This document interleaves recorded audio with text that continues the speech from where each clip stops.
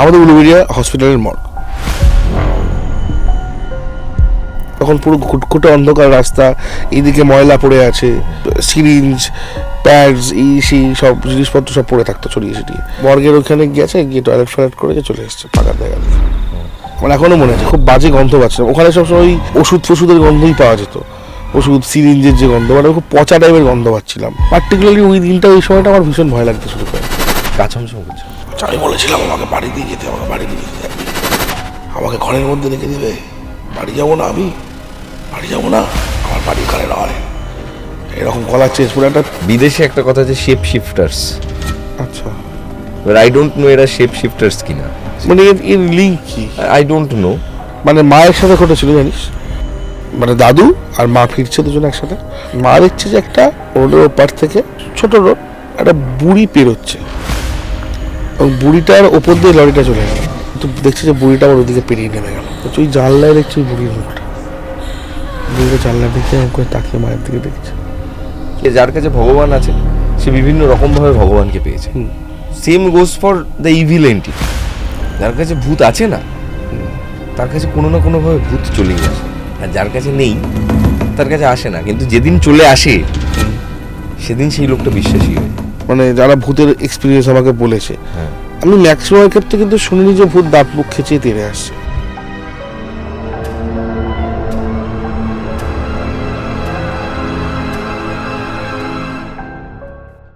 নমস্কার, সকলকে স্বাগত জানাচ্ছি প্রেত কথা লাইভ পডকাস্টের সম্পূর্ণ নতুন একটি এপিসোডে।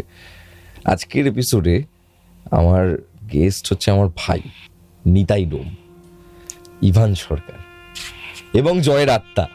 কত কিছু বলবো রে, না বলাই ভালো।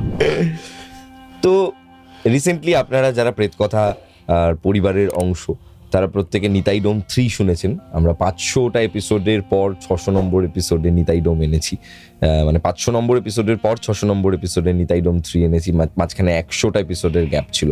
So it was a big commitment for us. এবং প্রত্যেকবারের মতন এবারও ইভান নিতাই ডোমের চরিত্রে অভিনয় করেছে এবং আপনারা সকলে এই গলাটার সঙ্গেই পরিচিত নিতাই ডোমে। তো ইভান, কিছু বল নিতাই ডোম। দেখ, নিতাই ডোম চরিত্রটা যখন প্রথমবারের জন্য আমাকে বলা হয়, আমি খুব এক্সাইটেড হয়েছিলাম যে প্রথমবার তানভীর ভাই ফোন করে বললো যে গৌরব বলছে একটা ক্যারেক্টার ভাই তোমাকে ভাইজান করতে হইব। ঠিক আছে। তো ক্যারেক্টারটা না, ক্যারেক্টারটার মধ্যে এতটা আপস অ্যান্ড ডাউনস রয়েছে, এতটা ডায়নামিক রয়েছে ক্যারেক্টারটার মধ্যে।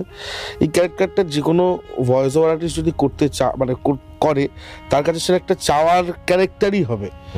সে চাইবে সবাই এই ক্যারেক্টারটা করতে। ক্যারেক্টারটা এতটা সুন্দরভাবে, বুনরটা এত ভালো, কখনো নিতাই ইমোশনাল, কখনো নিতাই ভয় পাচ্ছে, কখনো সে রেগে যাচ্ছে। নিতাইয়ের একটা লাইফকে আমরা দেখানোর চেষ্টা করেছি যে নিতাইয়ের জীবনটা কতটা বদলেছে। মানে যারা নিতাই ডোম 1 থেকে শুনেছে তারা 3-তে এসে কিন্তু নিতাইয়ের ওই জার্নিটা দেখতে পাবে। একদম যে নিতাই কোন জার্নির মধ্যে দিয়ে গেছে। এখনো যারা শোনেননি তারা প্লিজ যান, কি করছেন শুনুন নিতাই ডোম 3 প্রেত কথার অফিসিয়াল ইউটিউব চ্যানেল। এবং খুব অদ্ভুত একটা তোকে বলি ভাই, তুইও সেটা আগের দিন লক্ষ্য করলি, নিতাই ক্যারেক্টারটার মধ্যে ওই কাইন্ড অফ না ঢুকলে ওই ক্যারেক্টারটা চট করে কিন্তু বেরোয় না।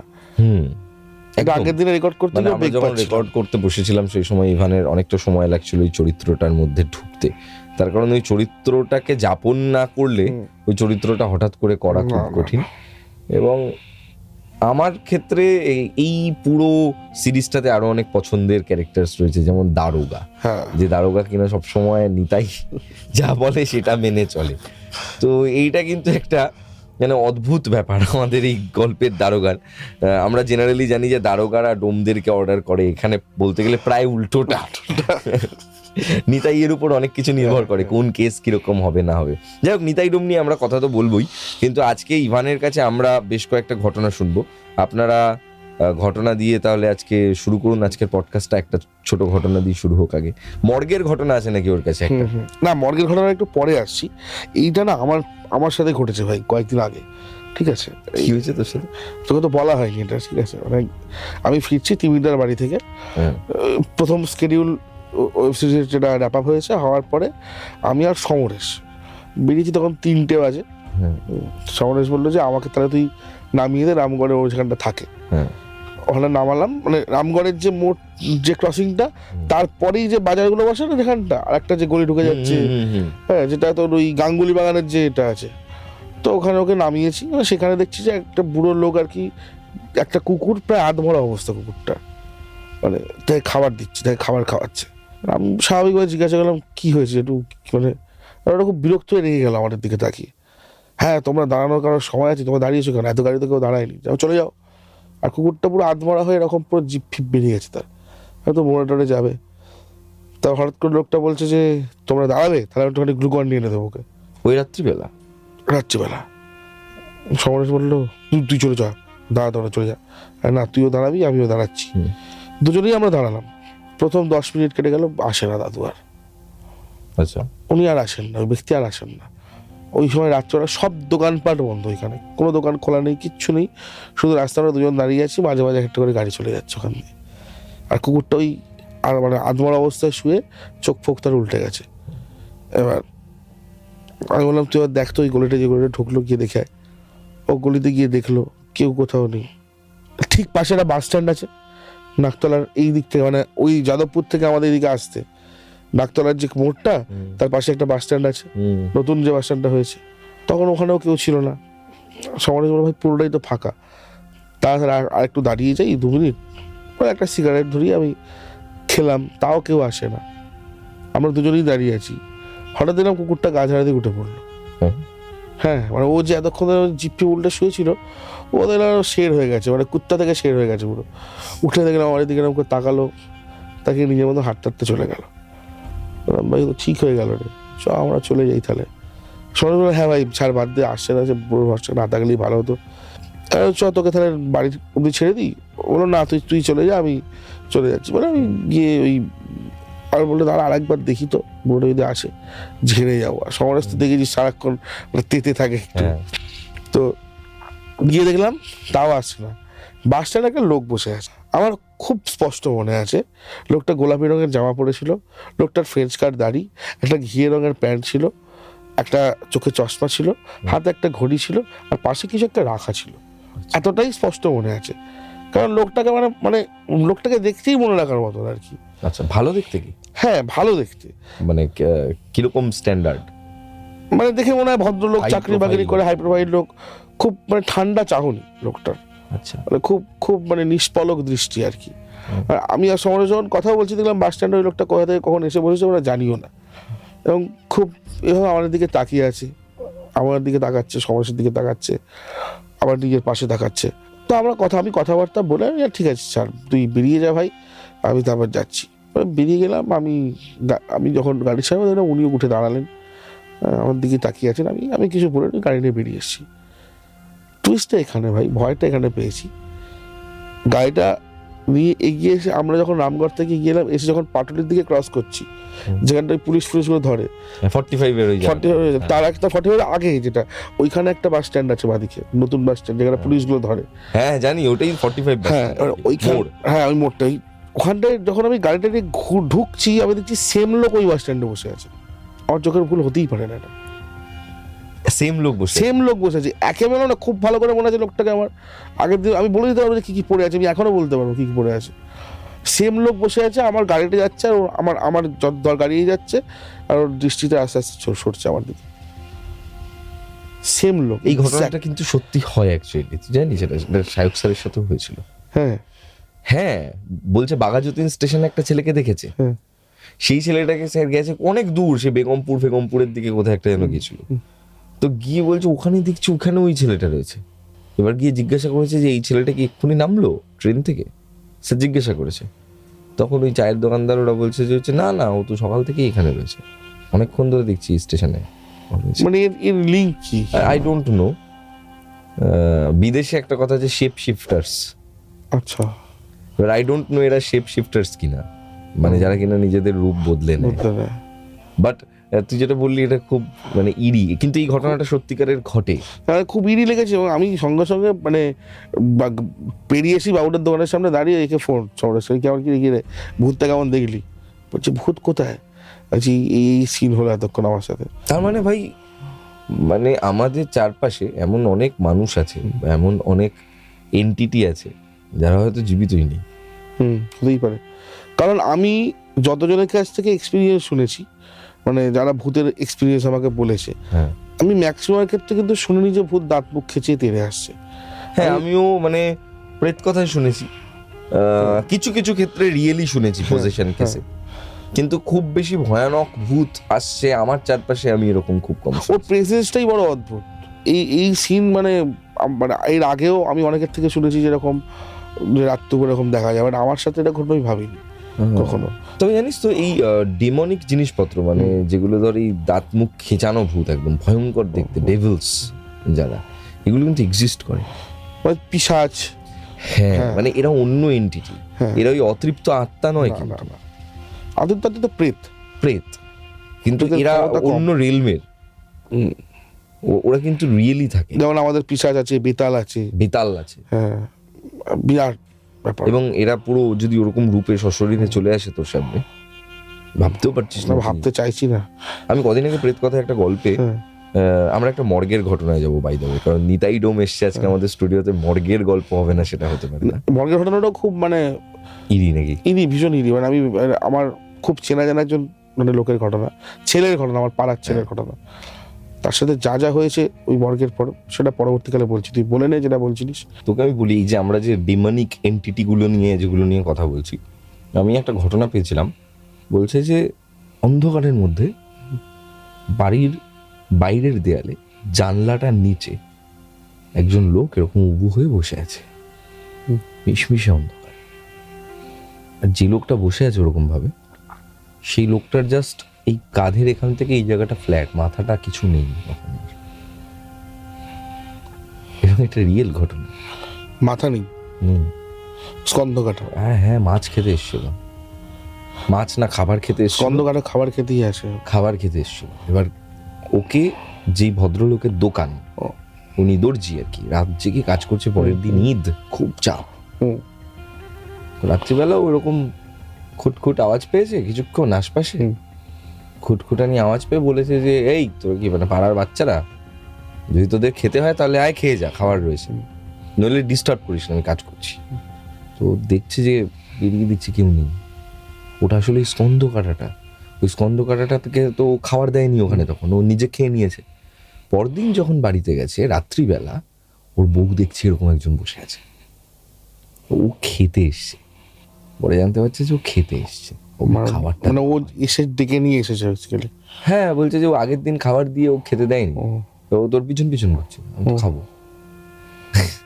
স্কন্ধকাটা খুব বিভৎস এন্টিটি ভাই, মানে আরবান লেজেন্ডের মধ্যে। হ্যাঁ, ও তো কি করে জানিস, ও তো দেখতে পায় না, ও চেপে মেরে ফেলে। এবং আমার দাদুর জীবনে ঘটেছিল এটা একটা, আমাদের উলুবেড়িয়া স্টেশন থেকে 6 নম্বরে যে লাইনটা রয়েছে, ওই লাইন দিয়েই সবসময় আমিও রাত্রিবেলা ফিরলে তাড়াতাড়ি ফেরার জন্য 6 নম্বরের লাইনটাই ধরে নিই, স্ট্রেট হেঁটে আসি। আর দাদু তো ব্যবসা করতো, তো দাদুর এরকম প্রচুর এক্সপিরিয়েন্স আছে। দাদুর একটা এক্সপিরিয়েন্স কথা আগে বলেও ছিলাম। তো দাদুর এরকম ব্যবসা করতো, রাত্রিবেলা ফিরছে ওই 6 নম্বর লাইন দিয়ে ফিরে পড়বে হেঁটে হেঁটে। বলছে একদিন রাত হয়ে গেছে ফিরতে, ওই আমাদের পুরী প্যাসেঞ্জার হচ্ছে আমাদের লাইনের লাস্ট ট্রেন আর কি, 12টার সময় হাওড়া থেকে ছাড়ে, এখানে 1:30টায় নামায়। এবার ওই ট্রেনটা ধরেছে, ওরা নেমেছে, নেমে যথারীতি ওই লাইন দিয়ে বাড়ি ফিরছে। বলছে হঠাৎ করে না পিছন থেকে হাততালির আওয়াজ পাচ্ছি। হাততালির আওয়াজ? হ্যাঁ, এরকম হাততালির আওয়াজ পাচ্ছি পিছন থেকে। তারপর আমি জাস্ট পিছনে দেখেছি একবার, আমি ছুট লাগিয়েছি। হ্যাঁ ভাই, আগেকার দিনের লোকেরা কিন্তু এই ধরনের জিনিসপত্র দেখ, হ্যাঁ হ্যাঁ, অনেকে দেখ, আমি কিন্তু শুনেছি এরকম প্রচুর ঘটনা। ইনফ্যাক্ট আমাদের পাটুলিতে না অনেক পুরনো মানুষজন রয়েছে যারা ধর অনেক ওল্ড টাইম থেকে রয়েছে পাটুলিতে। তো পাটুলি তো এমন নয় যে বহু বছরের পুরনো ডেভেলপড জায়গা, ওরকম নয়, একটা রিসেন্ট ডেভেলপড জায়গা। তো এখানে যারা আছে ধর বহু অল্প বয়স থেকে থাকে, এখানে জঙ্গল ছিল, বন ছিল, তো বলছে ওই সময় নাকি ওরা এরকম স্কন্ধ কাটা এখানে দেখতে পেত। তারপর লম্বা লম্বা কেউ হেঁটে হেঁটে যেত, এইসব নাকি ওরা দেখেছে। অনেকেই বলে যে আমরা হ্যাঁ সত্যি দেখেছি, এরকম অনেক লোককে আমি সামনে দেখেছি যারা বলছে। তো তখন প্রেত কথা নতুন নতুন করছি, খুব ইন্টারেস্ট, এই আরো জিজ্ঞাসা করেছি যে পাড়ার লোকদেরকে, তো এরকম অনেক পুরনো মহিলারা এরকম কথাবার্তা, হ্যাঁ মানে ঠাকুমারা বলতো, দাদুরা বলতো, মায়ের মুখ থেকেও শুনেছি দেখার ঘটনা। আরবান লেজেন্ডসদের ব্যাপারে জানতে বা পড়াশোনা করতে আমার অলওয়েজ ভালো লাগে, কারণ আরবান লেজেন্ডসদের এমন কিছু গল্প থাকে যেগুলো গায়ে শিহরণ জাগিয়ে। একদম যেমন আমি একটা গল্প শুনেছিলাম, জুজু এসেছে, জুজুতে বাচ্চাটাকেই খেয়ে নিয়েছে। ভয়ঙ্কর গল্প। আচ্ছা, মর্গের গল্পটা শুনি। হ্যাঁ, আচ্ছা, আপনারা কিন্তু লাইক করতে ভুলবেন না, কমেন্ট করতে ভুলবেন না, সাবস্ক্রাইব করবেন। এই কনভারসেশনটা আপনাদের কেমন লাগছে জানাবেন। আমরা চেষ্টা করছি একটা প্রচন্ড সিম্পল র কনভারসেশন রাখতে অন দ্য অকাল্ট থিংস। আপনারাও যদি এরকম আলোচনায় আসতে চান, আপনাদের জীবনের ঘটনা বলতে চান, তাহলে আমাদের 9875476704 এই নাম্বারে ভয়েস করে পাঠিয়ে দিন আপনার ঘটনা হোয়াটসঅ্যাপে। আপনার ঘটনা পছন্দ হলে এবং আপনার সঙ্গে যদি মনে হয় যে হ্যাঁ আমরা গল্প করতে পারি, তাহলে আপনাকে আমরা ডেকে নেবো আমাদের স্টুডিওতে এবং আমরা বসে কিছুক্ষণ সময় কাটাবো গল্প এবং ভয়ের মধ্যে। তো এখন আমরা শুনবো ইভানের কাছে একটা মর্গের ঘটনা। শুনি ভাই। আমাদের উলুবেড়িয়া হসপিটালের মর্গ, ঠিক আছে, উলুবেড়িয়া হসপিটাল এখন অত্যন্ত ডেভেলপড হয়ে গেছে। এখন আর সেই ব্যাপারটা একদমই নেই। আমি যদি তোকে ডিসক্রিপশন দিই, আমাদের যেই সময় ঘটনার কথা বলছি, আমি তখন ধর 9-10 এই সময়ের এই বয়স আমার। এবং উলুবেড়িয়ার মর্গের দিকটা প্রচণ্ড অন্ধকার থাকতো, আমরা সবাই খুব যেতে ভয় পেতাম। তবু ওই সময় কি হয়, একটা বিড়ি খেতে হবে লুকিয়ে, হ্যাঁ, বন্ধুর সাথে আড্ডা মারতে হয়, অন্ধকারই তো যেতে হয়। তো আমরা অন্ধকার খুঁজতাম, দিয়ে ওই মর্গের দিকটা ফাঁকা থাকতো এবং মর্গের দিকটা অত্যন্ত বিভৎস গন্ধ ছাড়তো, পচা টাইপের গন্ধ ছাড়তো, খোলা থাকতো, কোনো লোকজন যেত না, ওই ডোমগুলো মদ ফদ খেয়ে পড়ে থাকতো। এটা কি মানে হসপিটাল চত্বরের ভিতরে? হসপিটাল চত্বরের ভিতরেই, উলুবেড়িয়া হসপিটাল চত্বরটা অনেকটা বড়। শুধু হসপিটাল তো নয়, ওখানে হসপিটাল রয়েছে, মর্গ রয়েছে, কোয়ার্টার্স রয়েছে, আচ্ছা, একটা বিরাট বড় এরিয়া জুড়ে। মানে একটা ধর তুই ধর একটা কমপ্লেক্স সিটি যদি তুই দেখা যায়, সেরকম টাইপের একটা বড় এরিয়া। এখন পুরো ডেভেলপড হয়ে গেছে, এখন বিষয়টা একদমই আগের মতন নেই। যারা উলুবেড়িয়া থেকে শুনবে তারা আগের কথা অবশ্যই রিলেট করবে। রাস্তা দিয়ে যেতে যেতে মানে তখন পুরো ঘুটঘুটে অন্ধকার রাস্তা, এইদিকে ময়লা পড়ে আছে, হ্যাঁ, প্রচণ্ড ওই সিরিঞ্জ, প্যাডস, সেই সব জিনিসপত্র সব পড়ে থাকতো ছড়িয়ে ছিটিয়ে, পুরো আনহাইজেনিক একটা ব্যাপার। আর ঠিক মর্গের দিকটা পুরো ঘুটঘুটে অন্ধকার, একটা ছোট্ট বাল্ব জ্বলতো, আর আমরা ওই দিক থেকে বিড়ি ফিরি খেতাম, আড্ডা ফাড্ডা মারতাম। এই ঘটনাটা যেটা মানে ভাবলেও এখন খারাপ লাগে, মানে একটা জিনিস থেকে, একটা জায়গা থেকে কতটা বেড়ে একটা জায়গায় চলে যেতে পারে, মানে অগ্রাহ্য, বাড়ির অগ্রাহ্য, যে না এসব কিছু মানি না, সেখান থেকে বেড়ে বেড়ে কোথায় যায়। আমারই পাড়ার ছেলে একটা, তো বন্ধু হয়, একসাথে খেলাধুলা করতাম। হসপিটাল মাঠে তখন ক্রিকেট খেলার চল ছিল, ওখানে ক্রিকেট খেলা হতো, আমি খেলতাম, সায়ন বলে একটা ছেলে ছিল, সায়নদা সিনিয়র ছিল, একটা টিম ছিল, আমরা টুর্নামেন্টের জন্য বা ম্যাচ খেলতে যেতাম। তখন পাড়ায় পাড়ায় ক্রিকেট ম্যাচ হতো না, ঠিক আমাদের টিম গেছে ওখানে ক্রিকেট ম্যাচ খেলতে। তো খেলে টেলে তো বাবলু বলে একটা ছেলে ছিল, বাবলু বলছে যে আমি টয়লেট করবো, তার আমি আসছি। ও তো অত শত ওইদিকে অতটা খুব একটা যেত না, আমি বললাম তুই তাহলে একটা কাজ কর, তুই ওই দিকটা করে চলে আয়। আমারও ভুল হয়েছে বলা, ওদিকটা ফাঁকা থাকে বলে দিয়েছে, আর ও মর্গের ওখানে গিয়েছে, গিয়ে টয়লেট ফয়লেট করেছে, চলে এসেছে ফাঁকা দেখা দিয়েছে। এবার চলে এসেছে, কোনো অসুবিধা নেই, খেলাধুলা হয়েছে, আবার গেছি সন্ধ্যা 6টা ফুটে আসি, বাবাটা যদি পাস করে না, গিয়ে ওখানে গিয়ে চলে আসি, গিয়ে বাড়ি যাবো। তারপর আমি আর ওই আছি তখন, আর সবাই চলে গেছে, সবাই কেউ উইকেট দিয়ে এই উইকেট নিয়ে যা, ব্যাট নিয়ে যা করি আর কি, সবাইকে সব জিনিসপত্র দিয়ে ভাগিয়ে দিয়েছি, তুই আমার সাথে যাবি, ক্যাডা দিয়ে ফুঁকে নিয়ে চলে যাবো। গেছি জায়গাটা, কোনোদিনও আমার কোনো ভয় লাগেনি, আমি অনেক রাত অবধি ওখানে আড্ডা মেরেছি, 10টা 11টা 10:30, বহুত রাত অবধি আড্ডা মেরেছি, কিন্তু কোনোদিন ওইরকম ফিল হয়নি। ওই দিনকে ওখানে যাওয়ার পর থেকে আমার খুব, কটা বাজে তখন? 7টা 7:30। 7টা। হ্যাঁ, খেলাধুলা হয়ে গেছে, বসে বসে মাঠের মধ্যে জিতে গেছি, টাকা পয়সা পাওয়া গেছে, তখন ওই 100 টাকা জিতার ম্যাচ হতো আর কি, সবার ভাগে 10 টাকা করে দিয়ে দেওয়া হয়েছে, যা তোরা ব্যাট উইকেট নিয়ে বাড়ি যা। 7টা 7:30 বেজে গেছে তখন, ওই তাহলে একটা খেয়ে দে, ওকে নিয়ে আমি বেরিয়ে যাবো সাইকেলে করে। তো গিয়ে থেকে না আমার খুব ভয় লাগছে, হঠাৎ করে কোনো কারণ ছাড়া, কোনো কারণই পাচ্ছি না যে আমার। ওই সময় দেখ ভাই, একটা জায়গায় আমি রেগুলার যাচ্ছি, আমি জানি ওটা মর্গ, আমি জানি হয়তো ওখানে কিছু থাকতে পারে, তাও আমার কোনোদিনও ভয় লাগেনি। বাট ওই দিন পার্টিকুলারলি, ওই দিনটা, ওই সময়টা আমার ভীষণ ভয় লাগতে শুরু করে। গা ছমছম করছে, মানে অদ্ভুত একটা অস্বস্তি তৈরি হচ্ছিল নিজের মধ্যে, ভালো লাগছে না, গাটা ভারী হয়ে যাচ্ছে, বাড়ি যেতে হবে আমাকে। ভূত ফুত নিয়ে ভাবছিলি না? আমি কিচ্ছু নিয়ে ভাবিনি, কিন্তু তোর অস্বস্তি, ভীষণ অস্বস্তি হচ্ছে, গাটা কিরকম গুলিয়ে উঠছে, খুব বাজে গন্ধ পাচ্ছিলাম, আমার এখনো মনে আছে খুব বাজে গন্ধ পাচ্ছিলাম। ওখানে সবসময় ওই ওষুধের গন্ধই পাওয়া যেত, ওষুধ সিরিঞ্জের যে গন্ধ, মানে খুব পচা টাইপের গন্ধ পাচ্ছিলাম। হ্যাঁ, ওই গন্ধটা আমি পরে রিলেট করতে পেরেছি যখন আমি ঘরে লাশ আনতে গেছি লোকের, ওই রকম টাইপের গন্ধ। তো বাবলু দেখলাম যে খুব দাঁড়িয়ে আছে শিথিলভাবে, ওর কোনো ইয়ে নেই, কোনো রকম কোনো নেই, কী রে বিড়ি খাবে না, বলছে বাড়ি চ, বাড়ি যাবো তাহলে আমি খেয়ে নিই, চ না বাড়ি চ বাড়ি চ। বাড়ি গেছি, আর পরদিন থেকে বাবলু আর খেলার মাঠে আসে না, হঠাৎ করেই কোনো রকম কারণ ছাড়াই খেলার মাঠে আসে না, খেলতে আসে না আমাদের সঙ্গে।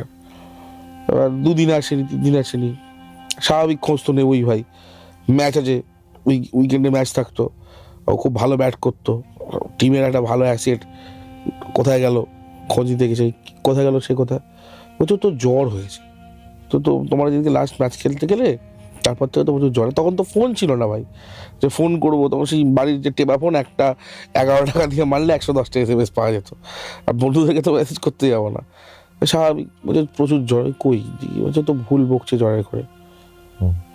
কি ভুল বকছে, ওই আমি গেলাম, আমি ছিলাম, আমার কাকা ছিল আমার সঙ্গে, আমরা সব একসাথে খেলতাম যেহেতু, আমার কাকা বেসিক্যালি আমার বন্ধুর মতো, যে কাকাটা পড়ায়নি আমার বাড়ির সামনে, রাজ কাকা। তো বলছে বাবলু তোর জ্বর হয়েছে এরকম, যে জ্বর হয়েছে কেন, কি ব্যাপার। আমি এখানে একটু বলে রাখি, কারণ কন্ট্রাডিকশনটা মানে ছোট্ট আর বাবলু নিয়ে হচ্ছে, কারণ ওকে আমরা ডাকতাম ছোট্টু বলে, কারণ ও একটু গেয়া ছিল, খুব ভালো ব্যাট করতো, ওকে বাবলুটা হচ্ছে নাম, আচ্ছা, পাড়ার নাম, হ্যাঁ লোক একই, আমরা বললাম ছোট্ট ছোট্ট ছোট্ট ছোট্ট হয় না যে নাম দিয়ে দিয়ে একটা গেঁয়া ফেরা, তো ওকে আমরা ছোট্ট ছোট্ট করেই ডাকতাম। তো এবার বলছে ওনাকে খুব জ্বর হয়েছে, গেলাম ঢুকলাম, কিরে চিনতে পারছে না আমাদেরকে, দাঁড়িয়ে আছে হা হা করে কেমন একটা ক্যাবলার মতো।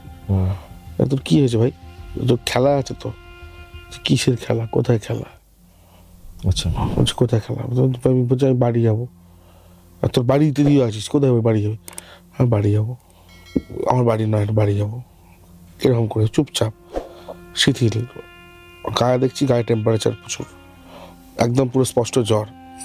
কাকিমাকে বললাম যে ঠিক আছে ডাক্তারবাবুকে দেখাও, আশা করি রবিবার আগে ঠিক হয়ে যাবে।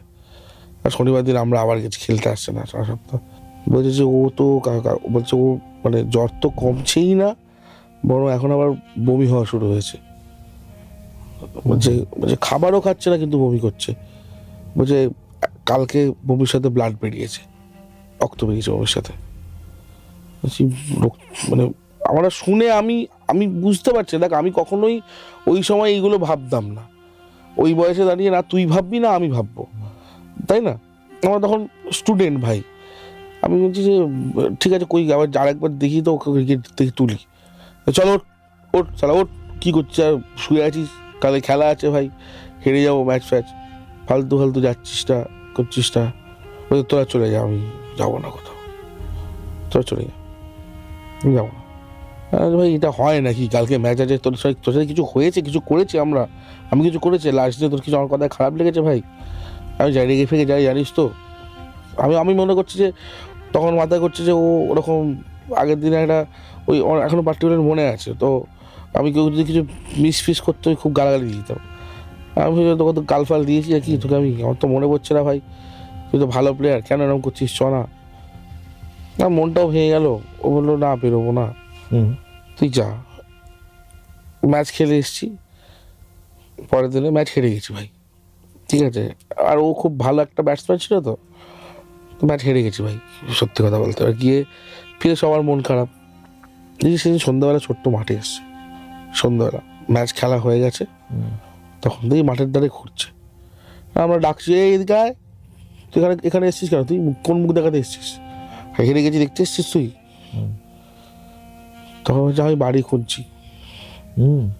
বাড়ি খুঁজছিস মানে, তুই কিসে বাড়ি খুঁজছিস, ভাই কাকা ধরেছে, বলছে কাকা বলছে ভাই তোর সঙ্গে কোথায় গেছিলিস বলতো, কেন, বলছে আমার না খুব মতি গতি ঠিক লাগছে না, চোখে ডাক তো নিয়ে একটা দেখে, কাকা বলছে এই তোর বাড়ি খুঁজছিস মানে কি, তোর কোথায় বাড়ি, বলছি এইখানে আমার বাড়ি নয়, আমি বাড়ি খুঁজছি, আমার বাড়ি যাবো, আমি বাড়ি যাবো, বলছি তুই তোর নাম কি, বলছে নাম নাম নাম নাম তাকিয়ে আছে, বল তোর নাম কি, নাম, হ্যাঁ তাকিয়ে আছে, আবার তাকিয়ে ব্ল্যাঙ্ক, বলছে ক্রিকেট খেলবি, আমি তো ফুটবল খেলতাম। তখন দাদা বলছে ভাই আমার যা মনে হচ্ছে সুবিধের নয়, এবার চর বাড়িতে গিয়ে বলি, বাড়িতে যেরকম বললো বলে আমার মনে হচ্ছে এটা তোমার তোদের হ্যাঁ ছেলে এখন তো জ্বর টর নেমে গেছে, সব ঠিক আছে, এখন তো বাড়িতেই থাকে, তোদের ভালো হয়েছে, তোর সাথে খেলতে খেলতে যায় না, নিজের মতন বাড়িতে থাকে, অনেক ভালো। আমি বলছি এটা করো না, কাকা বললো যেটা করো না, নিশ্চয়ই কোনো কিছু গন্ডগোল হচ্ছে, ব্যাপারটা বোঝো। ওকে আমি বলছি বাড়ি যাবো, বলছে বাড়ি যাবো, বাইরে বেরিয়ে বলছে হ্যাঁ এরকম মাঝে মাঝে বলে, তবে ঠিক আছে ওই নেশা ফেশা করে না, তোদের সাথে গিয়ে বিড়ি ফিড়ি খাওয়া সব ছেড়ে দিয়েছে, হ্যাঁ ঘরে থাকে, ঘরের ছেলে ঘরে আছে, থাক, তো দাদা ভাবতে হবে না, ডাক্তার দেখিয়েছি ভালো, সব ঠিক হয়ে গেছে, আর কিছু একটা অসুবিধা নেই, আর জ্বর হয়েছিল ওই রেস্টটা এখনো রয়ে গেছে বলে হয়তো এরকম আছে। ঠিক আছে, ভালো, আমরা চলে আসি।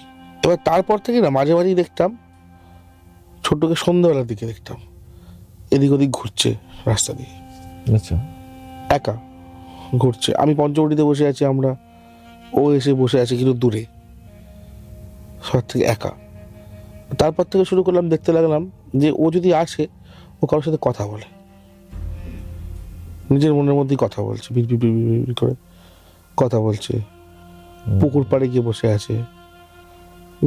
একদিন দেখি ছিপ এনেছে মাছ ধরার, কোনো ছিপ দিয়ে ওকে দেখিয়ে বসে বসে নাকি মাছ ধরছে। এরকম অনেক অনেক দিন ওকে অবজার্ভ করছি, এবং ও পুরোপুরি আমাদের থেকে ডিটাচ। আমাদের মাঝে মাঝে দেখে খারাপও লাগে যে একটা ছেলে এরকম হয়ে গেল। তো একদিন আমার একটা কাকা আছে ওখানে পাড়ায়, বুলটি কাকা বলে, সে ব্রাহ্মণ, ঠিক আছে, ব্রাহ্মণ এবং মামুন, শর্ট হাইট। কাকা বললো দাঁড়া, আর আমি একটা জিনিস করে দেখি, শিখে এসছি, যদি ছাড়া হয় তো এক্ষুনি সব দুধ কাদুধ পানি কামানি বেরিয়ে যাবে। এবার এসেছে সেম, আমরা আড্ডা মারছি মন্দিরটা, ওরা ওখানটা বসে আছে, কাকা হচ্ছে ওই শোন ডেকেছে, শোন শোন শোন শোন শোন ডেকেছে, এসছে, ডাকলে আসতো, বসেছে। কাকা করেছে হচ্ছে পুঁইটা বার করে মন্ত্র দিয়ে মাথা ছুঁয়ে দিয়েছে। ভাই কি চিৎকার, বিরাট চিৎকার সবার সামনে, মানে সে বিকট চিৎকার, মানে চিৎকার শুধু চিৎকার না, ওর গোটা বডি কাঁপতে শুরু করে দিয়েছে মির্গির মতো। আমরা তো ভয় পেয়ে গেছি, আমরা ভাবছি যে এটা এরকম মানে কেন হচ্ছে এরকম। মানে তখন আমার মনের মধ্যে হালকা হালকা ঢুকে গেছে শালাকে ভূতে ধরেছে, ধরেছে ভূতে, কিচ্ছু করার নেই, ভূতেই ধরেছে। তারপরে তো কাকা রকম ধরে আছে, বলে যাচ্ছে, আর আরো ছটফট করছে। সেই সময় ওরা তাহলে ওকে বাড়িতে দিয়ে আসে, বাড়িতে যাচ্ছে তখন ঘর গোটা গা হাত কাঁপছে। তোর বাড়িতে নিয়ে গেলে তোর মা তো আমাদের দোষারোপ করে, জানার কথা নিয়ে যাওয়া হয়েছে। ওর মা সে বলছে তোরা কি করে দিয়েছিস, এরকম আমার ছেলে এরকম হওয়ার কথা নাই, না সেই না, কেন এরকম তোরা বুঝতে চাইছিস না কিছু না।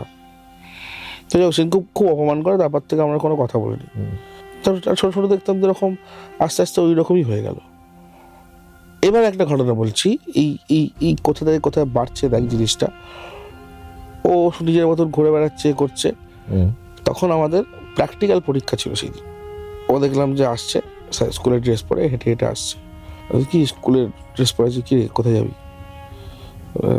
বলছে আজও তো আমাদেরও প্র্যাকটিক্যাল এটা আছে। বললাম আচ্ছা ঠিক আছে, চ তো আমি নামিয়ে দিচ্ছি। না না তুই চলে যা। আমি স্নান করছি পুকুরে, কথা হলো, আমি ঘরে এলাম, ড্রেস পরছি, দেখছি পাড়া থেকে সব হই হই করে রোডের দিকে ছুটছে। হ্যাঁ, কি হয়েছে? ছোটু নাকি রোডের মাঝখানে গিয়ে দাঁড়িয়ে পড়েছে, ওকে একটা মারুতি অমনি ধাক্কা মারেছে, পুরো ছিটকে। মানে ভাগ্য ভালো ছিল, মানে মারা যায়নি, তার কারণ একটা ঘেঁষের যে স্তূপগুলো হয় না আমাদের রোডের ধারে রাখা থাকে, দেখেছিস তো, ওই স্তূপের ওপরে গিয়ে পড়েছে। লেগেছে তো বিশাল, মাথা ফাতা পুরো একদম, কোনো সেন্স নেই, কিচ্ছু নেই, কমায় হ্যাঁ, মানে প্রি কোমাটো স্টেজ যেটা হয়, তারপর মানে যেখানে কোনো জ্ঞান থাকে না। বেঁচে আছে ছেলেটা এখন? বেঁচে আছে, ওই তো তারপরে শোন, ওই ঘটনার পরেও বেঁচে আছে, ঠিক আছে। এবার পরে যখন এরকম ঘটনা হলো, সবাই যখন জানাজানি হলো যেরকম এরকম চলছিল, মানে আগের প্রায় 1 মাস ধরে এই জিনিসগুলো খেলতে যাচ্ছিল না, করছিল না, তখন যখন এরকম হলো বাড়িতে এলো, কাউকে চিনতে পারছে না, এবং ওই একই অদ্ভুত আচরণ আছে, ওই অদ্ভুত আচরণ এখনও রয়েছে। তখন অন্যরকম কথা বলছে আমাকে বাড়ি যেতে দিসনি, আমি তাই ওকে নিয়ে চলে যাবো এবার, বাড়ি যেতে দিসনি, আমি ওকে নিয়ে চলে যাবো, বাড়ি যেতে দিস না, ওকে নিয়ে চলে যাবো। এবং মানে অ্যাক্সিডেন্ট মানে কি মানে মুখ ফুক মানে পুরো একদম যা, তারপরে প্যান্ডেট দিয়ে হ্যাঁ ন্যাড়া হয়ে গেল। তারপরে ও যখন ঠিক হলো ওকে আমাদের এক গুণির আসে সবার সামনেই একদম পুরো, তখন ওরা নাম ঠাম বলতে শুরু করেছে। আচ্ছা আমি বলেছিলাম আমাকে বাড়ি দিয়ে যেতে, আমাকে বাড়ি নিয়ে যেতে দেয়নি, আমাকে ঘরের মধ্যে রেখে দেবে, বাড়ি যাবো না, আমি বাড়ি যাবো না, আমার বাড়ি এখানে নয়, এরকম গলা চেঞ্জ পুরো একটা মানে আমাদের 8-9 একটা ছেলের মুখ থেকে তখন ভারী কণ্ঠ, যেরকম পজিশনের ক্ষেত্রে হয় ভারী কণ্ঠ বেরোচ্ছে। এবং ওই যে একটা অ্যাক্সিডেন্ট করে এসেছে 1 মাস হয়েছে, সবাই ঘা শুকোচ্ছে, সেই সময় একটা ছেলে যে অত তেজ হতে পারে জানা নেই। মানে আমরা এরকম ধরে আছি, হ্যাঁ মানে ছিটকে ফেলে দেওয়ার মতন অবস্থা। দিয়ে তারপর ওকে ওই ইয়ে করে ছাড়ানো হয়, ছাড়ানো হওয়ার পর এখন একদম সুস্থ, এখন কোনো অসুবিধা নেই, কিন্তু ওর মধ্যে ট্রমাটা রয়ে গেছে, রোডে একা যেতে পারে না। এবং এটা মানে খুব 100% সত্যি একটা ঘটনা, যে ঘটনাতে ওই যে জায়গা না আমাদের যে রোডের ওই জায়গাটা, এমনিতেই দেখবি ওই জায়গাটা একটু ওই বাঁকমোড়ের জন্য একটা অন্ধকারও থাকে হাইওয়েতে, ওখানে অনেক অ্যাক্সিডেন্ট হয়েছে, অনেক অ্যাক্সিডেন্ট হয়েছে ওখানে। এবং বাকি প্রত্যক্ষদর্শীদের কথা অনুযায়ী ওই দিনকে ও মানে যে রাস্তা পেরোচ্ছে, রাস্তা না পেরিয়ে রাস্তাকে দাঁড়িয়ে পড়েছিল। আর ওই রাস্তাটা তো প্রচন্ড বিজি, প্রচন্ড বিজি, সারাক্ষণ গাড়ি যাচ্ছে হাইওয়ে, দাঁড়িয়ে পড়েছে, ওকে মেরে দিয়েছে গাড়িতে এসে। আর গাড়িগুলো ভালো স্পিডে যায় ওখানে, হ্যাঁ মোটামুটি 80-90 স্পিডে।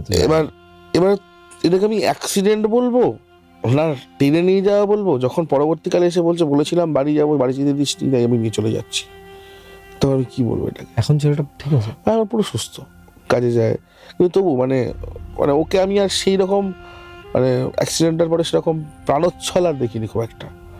আগে যে একটা তার মধ্যে একটা হাসি খুশি ব্যাপার ছিল, প্রাণোচ্ছল ছিল, সেটা দেখিনি। এই এখানে কলকাতাতে আসার আগে আমি কেন আরো মনে পড়লো ঘটনাটা, কারণ কলকাতাতে আসার আগেই আমার সঙ্গে দেখা হয়েছিল। ও কি বলছে এখন? কলকাতা থেকে কাজ করে ফিরছে, কিরে এই তো ঠিক আছে, তো হ্যাঁ হ্যাঁ ঠিক আছে, ঠিক কোথায় কাজে গেছিলিস? কাজে গেছিলাম রে ভাই, ব্যাস এইটুকু, আর কোনো কথা নেই। অথচ ছোটোবেলাকার কত ভালো বন্ধু, দেখা হলে তো বুকে জড়িয়ে ধরার কথা, আমরা দেখা হলে তারা একসাথে খেলতাম, কত আবেগপ্রবণ হয়ে যাই। ওকে দেখি না আমি খুব কমই দেখি, বাকি অনেক সবাইকে দেখি, শুনেছি ওরা কি সকালবেলা একটু চাকরি করতে বেরিয়ে যায়, কাজে বেরিয়ে যায়, রাত করে ফেরে। আমার কাছে এই ঘটনাটার কয়েকটা ব্যাখ্যা আমি পাইনি ভাই, কারণ দেখ সেই দিনের আমার কেন গা গুলিয়ে উঠলো। সেদিন কি তার মানে ওখানে কোনো খারাপ এন্টিটি ছিল? হতে পারে, বা আমার মনে হয় যে টয়লেটটা করতে পাঠিয়েছিলাম ওকে, ওটাই হয়তো উচিত হয়নি। হতে পারে, হয়তো তখন থেকেই ওর সাথে চলে এসছে, হতে পারে, জানি না। না কারণ ওই দিনকে আমাকে বলছিল বারবার বাড়ি যাবো বাড়ি যাবো বাড়ি যাবো। এবং এই ঘটনাটা সত্যি কথা বলতে গেলে আমার কাছে সব থেকে কষ্টের জায়গা হচ্ছে অ্যাক্সিডেন্টটা। একটা ছেলে আমার সাথে কথা বলে গেল, তারপর এরকম হয়, তারপরে আমি শুনছি, আমি ড্রেস পরছি সবাই, আমি শুনছি তাকে এই গাড়িতে ওই আমার মনে হয় মর্গে কোনো লাশ ছিল, যে লাশটার পাশে ওর আত্মাটা ঘুরছিল। হ্যাঁ সেটা হচ্ছে এই না, ওকে ওখান থেকে ধরেছে দেখে ইভেন বলছে তো, যখন ছাড়ানো হচ্ছে তখন তো সব বলছে যে ও ওখানে ছিল কেন, ছোটকে দেখে ওকে পছন্দ হয়েছে, ওর সাথে থেকে গেছে। আমি তারপর থেকে সেটাকে ঠিক। আপনাদের কি মনে হয়? কমেন্ট করে এটা আপনারাও জানাবেন আপনাদের মতামতটা কি। হ্যাঁ একদমই তাই, মানে দেখ ভাই আমি বলছি না, আমি যে কটা রিয়েল এক্সপিরিয়েন্স চোখের সামনে দেখেছি সে কটাতে আমি খুব কম জায়গায় দেখেছি যে মানে বিভৎস কিছু হয়ে যাচ্ছে। হয়তো সব কিছু নর্মালি চলছে আমাদের চোখে, বাট আমাদের নর্মালের বাইরেও তার মধ্যে হয়তো কিছু নর্মাল চলছে না। হ্যাঁ, আর সব থেকে ভয় লাগে আমার এই জিনিসটাতে, যে তুই খেয়াল করে দেখবি যে একটা মানুষ, যেই মানুষটা প্রথমে একরকম ছিল, আর এই ঘটনাটা ঘটার পর থেকে সেই মানুষটা ধীরে ধীরে করে বদলে যেতে থাকে। ও কিন্তু ওই মানুষটা কিন্তু চায় ওর আগের সেলফটায় ফিরে যেতে, কিন্তু ওর মধ্যে যেই এন্টিটিটা ঢোকে ওর চারপাশটা সবসময় খুব ডাইলিউট করে রাখে। খুব খুব সাইকোলজিক্যাল, ওকে তাকে একা করে ভূতে ধরা ব্যাপারটা প্রচন্ড সাইকোলজিক্যাল। আচ্ছা, প্রচন্ড সাইকোলজিক্যাল ব্যাপার, মানে পাগল হয়ে যায় না মানুষ, ভূতে ধরলে মানুষ ওরকম পাগলের মতন আচরণ করে। মানে ও বুঝতেই পারে না কি হচ্ছে না হচ্ছে, ও চায় না হয়তো একটা জিনিস করতে, কিন্তু করে ফেলছে। এবং ওকে খুব একা করে দেয়, আমি দেখেছি। তুই ভাব, তোর একটা জিনিস করতে ইচ্ছে করছে না, কিন্তু তুই করে ফেললি, করে ফেলার পর তোর রিয়েলাইজ হলো যে আমি এটা কেন করলাম। এটা কতটা তোর নিজের প্রতি কতটা ঘৃণা চলে আসবে এটা যদি বারবার তোর সাথে ঘটতে থাকে। ভূতে ধরা তো এরকমই ব্যাপার। এটা ঠিকই বলেছিস তুই। আর আরেকটা আমার কথা বলতো, এটা আমি কখনো যুক্তি পাই না, কারণ ভুটে ধর আমি অনেক দেখেছি আমাদের যেহেতু গ্রামে থাকি, অনেক কিন্তু রানাদার বাড়িতে গিয়েও দেখেছিস হ্যাঁ ভাই এখানে কি অ্যাটাক করতে আসছিল, খুব বাজে সিন ছিল ওটা, ঠিক আছে। আরে আমি রানাদা বলে ইভানের চোখ দুটো দেখি ভয়ে বেরিয়ে আসছে, লাল হয়ে গেছে। আরে স্বাভাবিক, কারণ ব্যাপারটা বোঝ, আমি ওখানে ভিডিও করতে গেছি, আমি তো জানি না ওখানে এরকম সিন ফিন হবে, পজিশন ছাড়াচ্ছে রানাদা, এবার আমাকে বলছে যে ওকে ধর, ঠিক আছে ভূতটাকে ধরতে বলেছে তোকে? হ্যাঁ আমাকে ওকে ধর, রানাদা যেরকম বলে ধর ধর ধর ওকে ধর, ঠিক আছে এই ধর না আমি আছি তুই ধর, ঠিক আছে দিয়ে ধরছে, আমি ধরেছি না, আমাকে ছাড়িয়ে দিয়েছে ভূতটা। আমি তো খুব জোরে ধরেছি, একটা মেয়ে ভাই, ভূতটা কেন বলছি আমি, ওখানে ভূতটা একটা মেয়ে ভাই, মেয়েটা আর কি। হ্যাঁ তো দিদি ভাইটা না আমাকে ছাড়িয়ে দিয়েছে ভাই জোরে, ঠিক আছে ছাড়িয়ে দিয়েছে, আমার দিকে তাকিয়ে হাসছে, কি বিকট হাসিটা ভাই। মানে তুই এরকম দেখিসনি কখনো? না আমি এরকম অদ্ভুত আমি এরকম দেখিনি ভাই, আমি ধরি না কোনোদিন, আমি ভুটে ধরা প্রচুর দেখেছি, দাঁত দিয়ে কলসি চাগাচ্ছে সব দেখেছি আমি তোদের ওখানে। আমাদের গ্রামে, দাঁত দিয়ে কলসি চাগাচ্ছে, একজন এরকম একটা বউ গলায় এরকম করে ধরে রেখে দিয়েছে, কি বলছিস? এরকম অনেক সিন দেখেছি ভাই, লাভ দিয়ে এখান থেকে লাভ দিয়ে ওইখানে উঠোনে চলে গেছে একটা বউ, সেই সব সিন আমি দেখেছি ভুটে ধরায়, কিন্তু এরকম দেখে আমি তো কাছে যাইনি কোনোদিন, আমি তো দূর থেকে দাঁড়িয়ে দেখতাম, আমি বলছি সেই লোকটা বিচিদের যে দূর থেকে দাঁড়িয়ে দেখবো এই ঘটনাগুলো ঘটছে, কিছু আমার দিকে কিছু আমি ছুট আমি নেই, এবারে হারা হচ্ছে ধর ধর ধর কিছু ধরেছি, ধরিয়ে আমাকে ছাড়িয়ে দিয়েছে একদম পুরো ছাড়িয়ে না আমার দিকে তাকে হাসছে, আমি তো ভাই ছিটকে চলে এসেছি, এবারে ও করছে কি সবার দিকে দেখছে, রানার দিকে দেখছে না, রানা যখন মন্ত্র পড়ে গেছে রানার দিকে দেখছে না, আর হঠাৎ করে না আমি না হেসে ফেলেছি, ঠিক আছে আমার দিকে সাট করে ঘুরে তাকালো, ঠিক আছে অন্যদিকে দেখছে সাট করে ঘুরে তাকালো, তাকিয়ে দেখছে আমার দিকে এগিয়ে আসছে হামাগুড়ি দিয়ে, হ্যাঁ হ্যাঁ সেখানে তরুণ এটা যদি সামনে ঘটে আমার সাথে আমি ভাবতেই পারবো না যে এটা হচ্ছে আমার সাথে। ভাই আমার তো পুরো ভাব কি ভাই। অবস্থা হয়েছে, তাকিয়ে এরকম করে দেখেছে। আমি তখন কি বলবো, ভাই। আর আমি তখন আবার কি আমি আর এক ফানি বলছি তুই ভূত হতে পারিস, তোকে মেরে দেবো এক্ষুনি, আমি তাকে আবার বলছি বলেছিস এটা? বলছি দাদা সরাও না আর কি, আর একটা দাদা ধরেছে, তরুণদা বলছে ছেড়ে দাও না, দেখি না কি করে, তরুণদাকে বলছি তোমার সাথে আমার কি শত্রুতা আছে তরুণদা, হচ্ছে ছেড়ে দাও না দেখি কি করে, ও হামাগুড়ি দিকে এগিয়ে আসছে আমার দিকে, মানে সাপদের বদল বলে না গল্পে পড়ি না যে ক্ষিপ্র সাপদের ন্যায় এগিয়ে আসছে, পুরো রকম হামাগুড়ি দিয়ে তত্ত্ব করে এগিয়ে আসছে, আমার দিকে তাকিয়ে পুরো একদম মানে রেগে মেগে কি ভাই, আর সুমিত ছিল আমার সাথে সেদিনকে, সুমিত হ্যাঁ সুমিত বলেছে আমাকে। সুমিত করেছে কি একটা রানাদার যে খাম্বাগুলো থাকে সেখানে পিলারগুলো। পিলারগুলোতে ঠাকুর দেবতার ছবি আছে, ওখানে জড়িয়ে ধরে দাঁড়িয়ে ছিল। সুমিত্রাকে ওকে জড়িয়ে ধরে দাঁড়িয়ে আছে, বলছে আমি ঠিক ফুটেজ দিচ্ছি তুই চিন্তা করিস না, আমি ফুটেজ দিয়ে আমার চলছি, তুই করতে থাক। এইগুলোর ফুটেজ তোলেনি? হ্যাঁ তুলেছে তো, দেখাস তো এগুলো আমাকে। বলে আছে ওর কাছে আছে দেখবি, কি বলছিস? আমি ওই যে আরে এই ফুটেজ গুলো ছাড়, এগুলো তো শোনা। না ছিল আমার রানাদার এপিসোডে ছিল তো, তাই হ্যাঁ। শুরুই করেছি আমি পজিশনের ভিডিওটা দিয়ে, না পজিশনটা নয়, তোকে তাড়া করতে আসছে না না ভাই এবার ছাড়। ওইগুলোর কথা বলছি আমি ভাই ভাই, আমি নিজে যে তোকে কামড়াতে আসছে, তোকে মারতে আসছে এরকম। জানিস তো ভাই, মানে এখনকার দিনে দাঁড়িয়ে ধর এখন এত তন্ত্র ব্ল্যাক ম্যাজিক এগুলো বেড়ে গেছে, মানে ক্রেজ বেড়ে গেছে, সেই তুলনায় দাঁড়িয়ে আমি বলবো ধর এই যে ধর প্রেত চালান করে লোকে, পিশাচ চালান করে দিচ্ছে, এই ধরনের ঘটনা অনেক দেখেছি, কিন্তু আমার কাছে কিছু ঘটনা দাগ কেটে যাওয়ার মতো ঘটনা, আমাদের এইটা একটা ঘটনা, এই ঘটনাটা সত্যি, মানে এই ঘটনাটা শুনে আমিও খুব অবাক। মানে আমার আর একটা হচ্ছে তোর হচ্ছে আমার মানে মায়ের সাথে ঘটেছিল জানিস, মা আর দাদু ফিরছিল একসাথে, আমার দাদু মাস্টারমশাই ছিল, রাত্রি হতো পড়িয়ে ফিরতে, তো ফিরছে মা এবং দাদু দুজনেই ফিরছে একসাথে, মাকে ধরে আছে, তখন মাটির রেল ছিল, মাটির রেল যেগুলো হয় না কি জিনিস? আগেকার দিনের যে ট্রেন রেলগাড়িগুলো হ্যাঁ কয়লায় চলতো, মাটির আচ্ছা। ট্রেন, আচ্ছা আচ্ছা। ইংরেজ আমলের হ্যাঁ ট্রেন হ্যাঁ যেগুলো, বুঝতে পেরেছি, সেই কয়লা দিতে হ্যাঁ হতো। হ্যাঁ হ্যাঁ কয়লা দিতে দিতে চলতো, স্টিম ইঞ্জিন। হ্যাঁ হ্যাঁ হ্যাঁ উত্তম কুমারের সিনেমা টিনেমাগুলো দেখা দেখবি, হ্যাঁ স্টিম ওইগুলো। ইঞ্জিন। তো ওই ট্রেন তো উঠে গেছে, তারপরেও আমার মামার বাড়ির ওখানে ওই মাটির ট্রেনের যে লাইন সেই লাইন পাতা ছিল। আচ্ছা, হ্যাঁ তো মাওয়ারি কোথায়? আমার মামার হচ্ছে পোলগুস্তিয়া, পোলগুস্তিয়া মানে হচ্ছে আমতার এতে পড়ে, আচ্ছা। আমতার দিকে পড়ে, প্রপার গ্রাম, আর হ্যাঁ প্রপার গ্রাম, আর এখনো প্রপার গ্রাম, আর তখন তো ছেড়েই নি, তখন মাটির রাস্তা, তো মা ছোট, কাকিমা ছোট। হ্যাঁ মাটির রাস্তা, রোড একটাই, বাবার মানে দাদু আর মা ফিরছে দুজন একসাথে, ফিরতে ফিরতে মা দেখছে যে একটা রোডের ওপার থেকে, ছোট রোড, একটা বুড়ি পেরোচ্ছে, বুড়ি একটা কুঁজি হয়ে বুড়ি পেরোচ্ছে, এবং বুড়িটার ওপর দিয়ে লরিটা চলে গেল, কিন্তু দেখছি যে বুড়িটা আবার ওইদিকে পেরিয়ে নেমে গেল। আর মা ভয় পেয়ে গেছে, বলছে বাবা বাবা, বলছি ওখানটা একটা না দিদা পেরোলো, লরিটা মেরে দিল, কিন্তু দিদা দেখো এখানে নেমে গেল।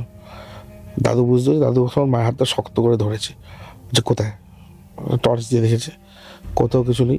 মা বলছে তো দাদু ওই যে হাতটা ধরলো একদম ঘরে এনেছে, ঘরে এনে চুপচাপ নিয়ে তুই আজকে আমার কাছে শুবি, দিয়ে চুপচাপ শুয়ে পড়েছে, সেদিন কিচ্ছু হয়নি। পরের দিন সকালে মায়ের জ্বর। মা বলছে দাদু, মা হচ্ছে দাদুকে বলছে বাবা ওটা কী ছিল, কি ওটা কে গো, আমার জ্বর হয়েছে কেন? তখন বললো যে ওটা বদ্যি বুড়ি ওখানকার, ওইখানে ওই ওই এন্ট্রিটা ওখানে থাকে। আচ্ছা, ও ওখানেই থাকে? হ্যাঁ, ও বদ্যি বুড়ি? হ্যাঁ, বদ্যি বুড়ি বলা হয়। আর ও ওখানেই থাকে, ওকে ওখানে অনেকে দেখেছে, অনেকবারই দেখেছে, বাট দেখার পরেও নাকি তাকে অনেকে দেখেছে। আচ্ছা, বললো যে তুই সাবধানে থাক, একা একা কোথাও বেরোবি না। ওই যে সেদিনকে রাত্রেবেলা আমি ঘুমোচ্ছি ঘরে, আচ্ছা হঠাৎ করে আমি দেখছি আমার ঘুমটা ভেঙে গেছে। ওই ঘুমটা ভাঙে জাস্ট চোখটা আমি চেয়েছি, আমাদের মায়ের যে ঘরটা ছিল, ঘরটার তক্তপোষ ছিল, তখন খুব পুরোনো দিনের মাটির ঘর, তখন স্কুল মাস্টাররা খুব গরিব ভাই, কোনো রকমের সংসার চলে, 5-6টা ভাই বোন, একটা তক্তপোষ, সেখান থেকে সোজা জানলা, ওপরটা একটা জানলা, বলছি ওই জানলায় দেখছি ওই বুড়ির মুখটা, বুড়িটা জানলার দিকে এরকম করে তাকিয়ে মায়ের দিকে দেখছে চুপচাপ। মা বলছে আমি ঘুম থেকে উঠে পড়ে আমি যে তাকিয়ে রেখেছি, আমি তাকিয়ে স্টান্ট, আমি তাকিয়ে চুপ, কতক্ষণ ও তাকিয়েছিল, কতক্ষণ আমি তাকিয়েছিলাম জানি না। হঠাৎ করে বাবাই এসে আবার দরজাটা খুললো, খুলে দেখছি আমি তাকিয়ে আছি। তারপরে সঙ্গে সঙ্গে মাকে নিয়ে গিয়ে এরকমভাবে, আমি মাকে বললাম কি দেখেছিলে? বলছে একটা বুড়ির মুখ দেখেছিলাম, সাদা চুল, বুড়ির মুখ, চোখের দৃষ্টিটা কি ব্যাপারটা? বলছে চোখের দৃষ্টিটা ঠিক এক নিষ্পলকে তাকিয়ে আছে। বলছে ও নিষ্পলকে তাকিয়ে আছে, আমিও নিষ্পলকে তাকিয়ে আছি, ওরও চোখের পাতা পড়ছে না, আমারও চোখের পাতা পড়ছে না, আমরা দুজনেই এরকম করে তাকিয়ে আছি। আমি কিছু চেয়েও করতে পারছি না, আমি চিৎকার করতে পারছি না। তারপরে বাবা এসে দরজা খুলতে আবার ঠিক হল। এবং এই যে মানে এই ধরনের ঘটনাগুলোর সংখ্যা আমাদের চারপাশ থেকে এত বেশি, কোথাও গিয়ে এইগুলোকে সত্যিকার রিয়েল ঘটনা বলে মনে হয় না, এগুলো রিয়েল ঘটনা। হ্যাঁ, কেউ এটাকে আনরিয়েল বলছেন, বলতে পারবে না, হতেই পারে। মানে আমি চ্যাট জিপিটিকে প্রশ্ন করেছিলাম যে তুমি আমাকে বলো, পৃথিবীর সমস্ত তত্ত্ব, সমস্ত মানুষের বক্তব্য, সবকিছু বাদ দিয়ে তুমি আমাকে বলো তোমার কি মনে হয় ভগবান কি আছে? চ্যাট জিপিটি বলছে যে বিজ্ঞান এটা প্রমাণ এখনো পর্যন্ত, মানে বিজ্ঞান এটা বলে না যে ভগবান আছে, কিন্তু বিজ্ঞান এটাও প্রমাণ করতে পারেনি ভগবান নেই। তো বলছে এটা একটা, এই প্রশ্নটা এমন একটা প্রশ্ন, যে প্রশ্নটা অ্যাকচুয়ালি, এই প্রশ্নটার উত্তর খোঁজার জন্যই তো এত কিছু, আমরা এই স্পিরিচুয়ালিটি বলি বা যাই বলি না কেন, সবটাই এই প্রশ্ন ভগবান আছে কিনা। কি এক একটা মানুষ দেখবি যে যার কাছে ভগবান আছে সে বিভিন্ন রকম ভাবে ভগবানকে পেয়েছে, যার কাছে ভগবান নেই, যে বিশ্বাসই করে না, তার কাছে তো ভগবান থাকার কোনো প্রশ্নই নেই। Same goes for the evil entity. যার কাছে ভূত আছে না, তার কাছে কোনো না কোনো ভাবে ভূত চলেই আসে, আর যার কাছে নেই তার কাছে আসে না, কিন্তু যেদিন চলে আসে সেদিন সেই লোকটা বিশ্বাসী হয়ে যায়। ওই একটা মোমেন্টের শুধু খেলা। এবার তুই খেয়াল করে দেখবি যে ধর তোর জীবনে সবকিছু খুব ভালো হচ্ছে, এভরিথিং, মানে আপনিও খেয়াল করে দেখুন যে আপনার জীবনে সবকিছু খুব ভালো হচ্ছে, হঠাৎ করে প্রমোশন হচ্ছে, হঠাৎ করে প্রেম হচ্ছে একটা, হঠাৎ করে অর্থ লাভ হচ্ছে, আমরা কি বলি এটা ভালো সময়। হ্যাঁ, যখন ভালো সময় চলে তখন খেয়াল করে দেখবি আমরা সব সময়, আমরা অত বেশি কেয়ার করি না কোনো কিছু, না তখন কোনো কিছু নিয়ে আমাদের কেয়ার থাকে না। ভালো সময় চলছে, ভগবান সাথে আছে, দেখি ভালো সময় চললে ঠাকুরের দিকে এমনি আছে, ভগবান ছাপ্পার ফাড়কে দিচ্ছে। যে বিশ্বাস করেও না সে অন্তত পক্ষে, যদি খুব ওভার কনফিডেন্ট না হন, তাহলে অন্তত পক্ষে একবার হলেও নিজেকে জিজ্ঞাসা করবেন বা বলবেন যে এত সব ভালো কেন, কি করে হচ্ছে আমার সাথে, বা প্রশ্ন আসবে এটাকে আমি সাস্টেন করাতে পারবো কিনা। একদম। তো সেম গোস ফর উল্টোটাও, খারাপ সময় যখন প্রচুর খারাপ হচ্ছে, খারাপ হয়েই যাচ্ছে। চাকরি চলে গেছে, শারীরিক সমস্যা হচ্ছে, মানুষের মৃত্যু হচ্ছে, কাছের মানুষের, চেনা মানুষের, একটার পর একটা তুই খারাপ সময়ের খারাপ সংবাদের মধ্যে দিয়ে যাচ্ছিস। তো সেটা কেউ তো ভাই কিছু একটা দিয়ে তো জাস্টিফাই করতে হবে। একদমই তাই। এটা তো সেটা কি তাহলে ভূত হতে পারে? এই যে জ্বর চলে আসা, হ্যাঁ, আমি এই ভূতে ধরার সঙ্গে জ্বরের খুব কমন একটা সম্পর্ক দেখেছি। যাদের থেকেই শুনেছি বলে জ্বর চলে এসেছে, প্রথম সিমটম জ্বর চলে আসা।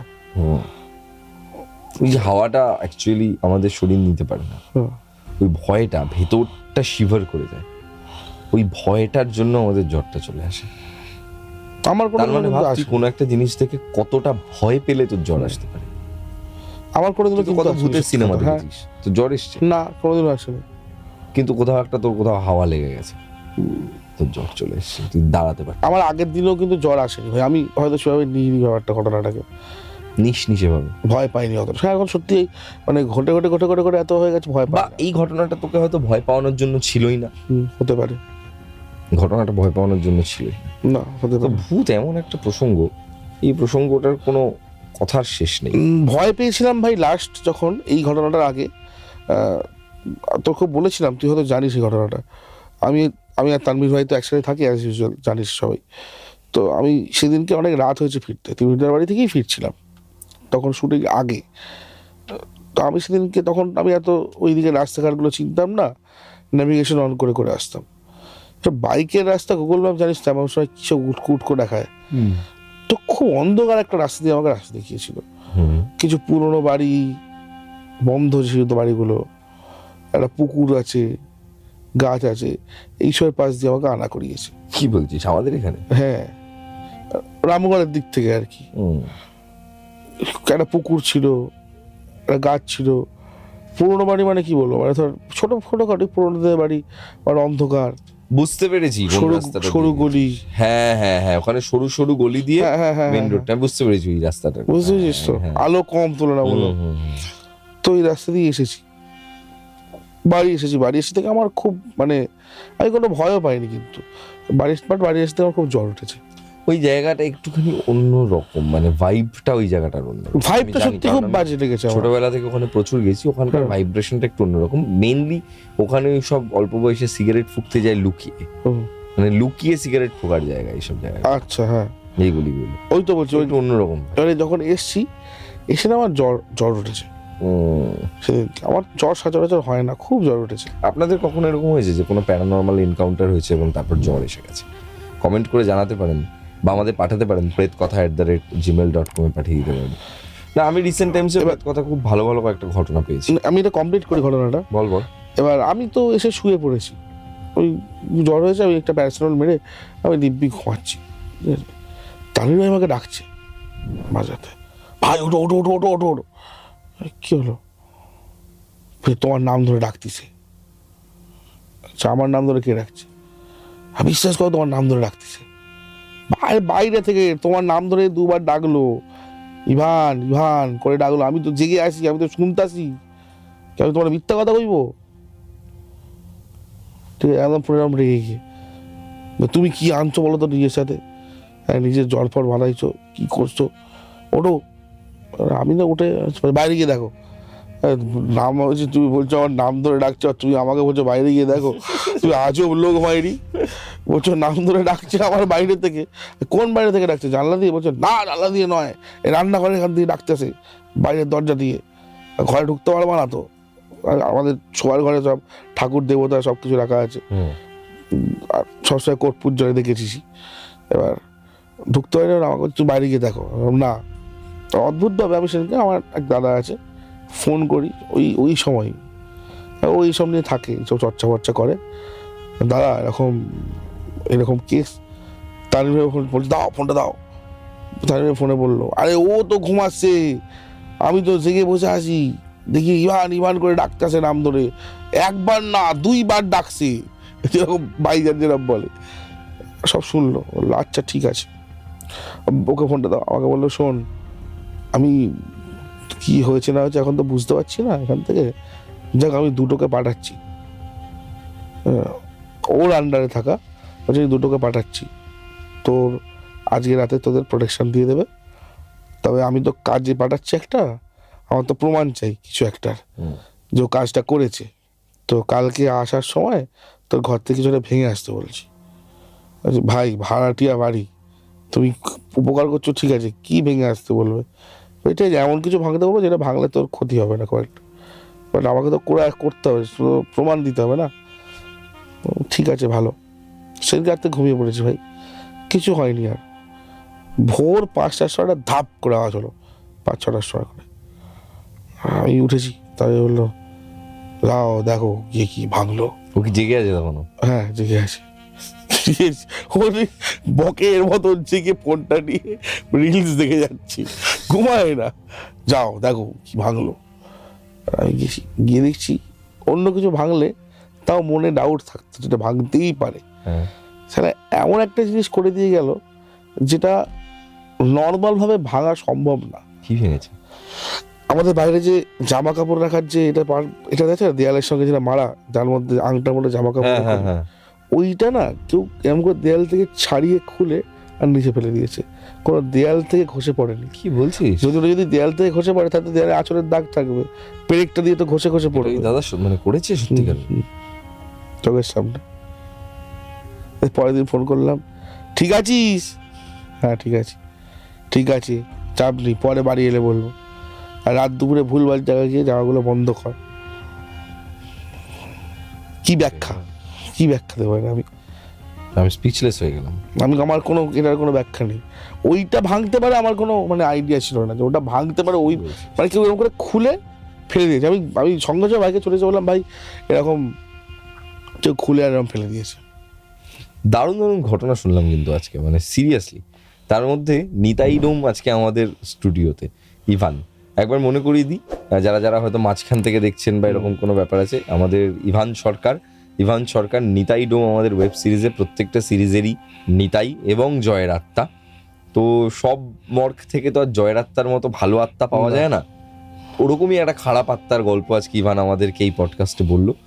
দারুণ লাগলো ভাই, আছে সব কটা ঘটনাই খুব ভালো লাগলো, এবং আমার মনে হয় আমাদের মাঝে মাঝেই বসা উচিত আর কি, তাহলে ভালো লাগবে। মানে নিজেরও আড্ডা মেরে খুব ভালো লাগলো, একদম হরর আলোচনা। নেক্সট পডকাস্টে যখন বসবো আমিও কিছু ঘটনা সিলেক্ট করে রাখবো, তোকে বলবো। তোর তো নিজের জীবনেও কত ঘটনা আছে। আমার নিজের জীবনের আছে, সেগুলো ওরা শুনেই নিয়েছে। তো নতুন নতুন কিছু ঘটনা যেগুলো আমি ধর প্রেত কথায় পাচ্ছি, ভাবছি এবার মাঝে মাঝে তাহলে এই পডকাস্টে প্রেত কথায় পাওয়া কিছু ঘটনাও বলবো। একদম গেস্টও বলবে, আমিও একটা গল্প বলবো। হেভি হবে ওটা, হেভি হবে। হ্যাঁ হেভি, লোকজন শুনতে খুব পছন্দ করবে। তো কেমন লাগলো বলুন আজকের পডকাস্ট, কমেন্ট করে জানাবেন। এবং তার পাশাপাশি শুনুন নিতাই ডোম 3, আমাদের নিতাই ডোম 3 চলে এসেছে প্রেত কথার ইউটিউব চ্যানেলে। আপনারা যান, গিয়ে শুনুন এবং কমেন্ট করে জানান আপনাদের কেমন লাগলো। আর আমাদের পডকাস্টে আসুন, 9875476704 এই নাম্বারে ভয়েস করে পাঠিয়ে দিন ঘটনা হোয়াটসঅ্যাপে, তারপর চলে আসুন। দেখা হচ্ছে আমাদের পডকাস্টে। এখানে গল্প নয়, ঘটনা শোনানো হয়।